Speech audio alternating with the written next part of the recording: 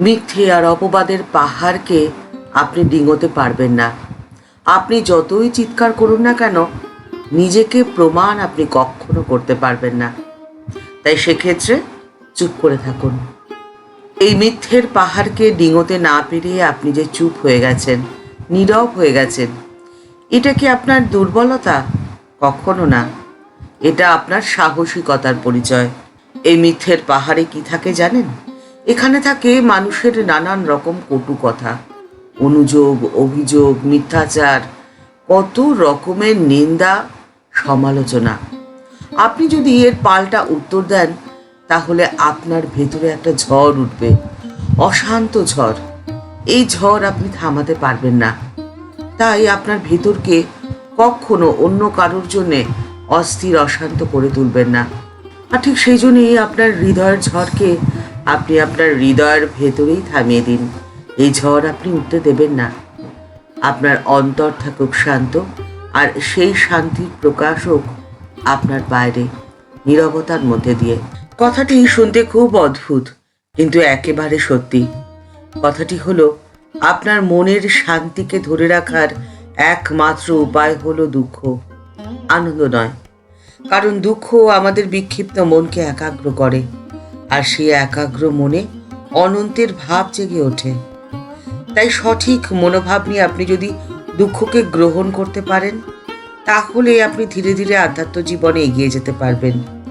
কবি প্রেমেন্দ্র মিত্র একটি চিঠিতে ভারী সুন্দর করে এই ভাবটি প্রকাশ করেছেন।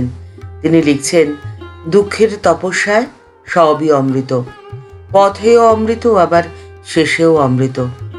জীবনে সফল হও ভালো, না হও তাও ভালো। আসল কথাটি কি বলুন তো? জীবনে সফল হওয়া বা না হওয়ার মধ্যে জীবনের সার্থকতা নেই। জীবনের সার্থকতা হলো সেখানেই যেখানে আপনি বুঝতে পারবেন যে আপনার জীবনে তপস্যা রয়েছে কি নেই। আপনি যদি তপস্যা করতে থাকেন, তপস্যায় সিদ্ধি লাভ একদিন না একদিন ঠিক করবেন। তপস্যা আছে কি না সেটা দেখাই হলো আসল কথা। সৃষ্টি তো স্থিতির খেয়ালে তৈরি হয়, গতির খেয়ালে। তাই আপনি কি পেলেন, কি পেলেন না, সেটা কখনো আপনার দেখার বিষয় নয়। আপনার দেখার বিষয় হলো সেটাই যে আপনার জীবনের সাধনাকে আপনি ধরে রাখতে পেরেছেন কি না। যদি আপনি ধরে রাখতে না পারেন, তাহলে তো আপনাকে ফেলে যেতে হবে, নিয়ে যেতে তো পারবেন না। দুঃখের ভয় যারা কঠিন তপস্যা থেকে নিজেকে সরিয়ে নিয়ে যায়, তারা সহজ পথ খোঁজে। সেই সহজ পথে আর যাই থাকুক না কেন, শান্তি নেই। আরাম হয়তো তারা পায়, কিন্তু দিন শেষে তাদের মন হয়ে যায় অস্থির এবং অশান্ত। আনন্দ তাদের কপালে জোটে না। তাই দুঃখকে জীবনের সাধনার অঙ্গ হিসেবে বরণ করে নিন। আর এই দুঃখ যেভাবেই আসুক না কেন আপনার কাছে, যে পথ ধরে আসুক, যে রূপ নিয়ে আসুক, আপনি দুঃখকে কখনো ভয় পাবেন না, তাকে গ্রহণ করুন। ঠাকুর শ্রী রামকৃষ্ণ পরমহংসদেব তার বাণী এবং ভাবের মধ্যে দিয়ে এই বার্তাটি আমাদের দিয়ে গেছেন যে জীবনে যখনই কোনো সুখ আসে, সুখ ভোগ করা হয়, তারপরে দুঃখ আসবেই আসবে। এই দুঃখের রূপ হতে পারে নানান, কখনো আর্থিক সমস্যা, কখনো শারীরিক সমস্যা, কিংবা অন্যান্য কোনো রূপ ধরে। তবে সে আসবেই। হতে পারে সেই দুঃখ তাড়াতাড়ি আসলো, কিংবা দেরিতে।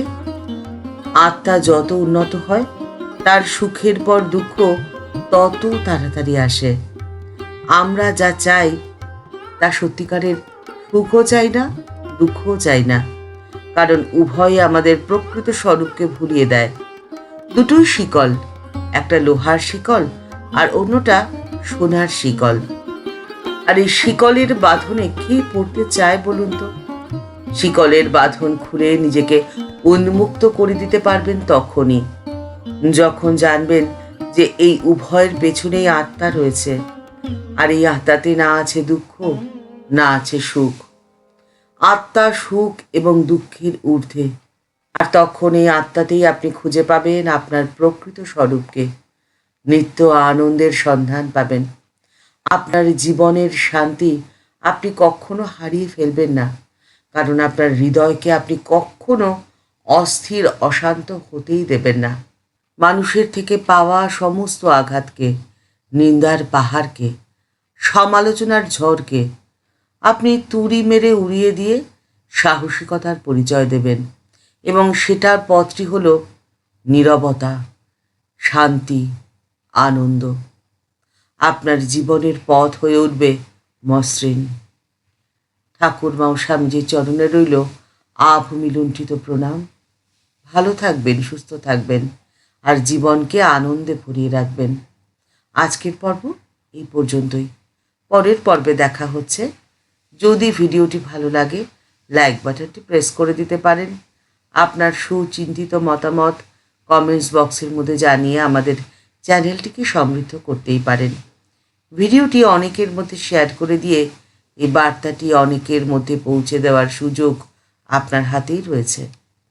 চ্যানেলটি যদি সাবস্ক্রাইব না করে থাকেন, সাবস্ক্রাইব করে নিন।